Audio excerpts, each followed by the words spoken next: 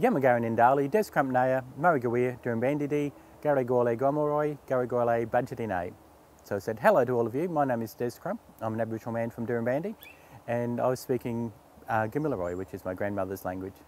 I didn't grow up with language. My grandmother spoke it, but she passed a couple of weeks before I was born, and then when when she was only 9, her older brother and sister were taken away from the property, not as part of the stolen generation, but as part of, they were a little bit older, they were 14, 16, so they were working, going from one property to the next, and didn't have a permit, and ended up being sent to Turin Mission. So my grandmother never saw them again, and lived in this constant fear that if she passed on language or culture to her children, mum and my aunts and uncles, that something like that might happen to them.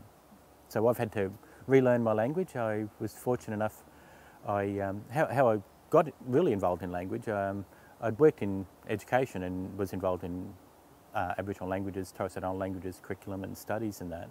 But in 2002, Mum passed away, and we had the funeral out west at Durambandi, and I put in some language into the eulogy, and talking about how Dinawan, our totem spirit, would be there to take Mum on that final journey. And afterwards, a few people came up to me and they said, "Oh, that was a very moving eulogy, Des, but what was that language?" And I had to say to them, "Well, that's your language, that's my language, that's the language of this country here," and it made me think it'd be good to try and bring that language back into the community. And particularly at the time, our daughter was only 18 months, and I was thinking it would be good for her to learn, or have that opportunity to learn her language. So I left the education department, set up my own consultancy to work around, still in Aboriginal education, but also wanting to work with Aboriginal languages. And so I did a Masters of Indigenous Language Education at Uni of Sydney, and was fortunate enough there were people like Michael Jarrett and Di McNarbo, who's from the Riley family, who were fluent language speakers. And so that made me feel I'd be great to